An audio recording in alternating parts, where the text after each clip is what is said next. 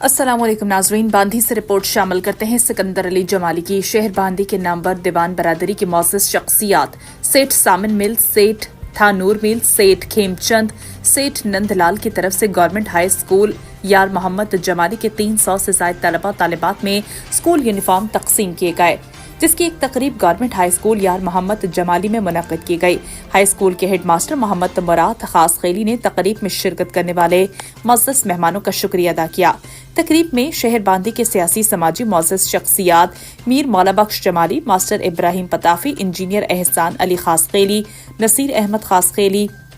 City press club باندھی کے صدر محمد عرس خاص خیلی، general secretary Ghulam Muhammad Ghori, national press club باندھی کے صدر طالب حسین پنجارو، باندھی پریس کلب کے سینئر صحافی سجن جمالی نے شرکت کی۔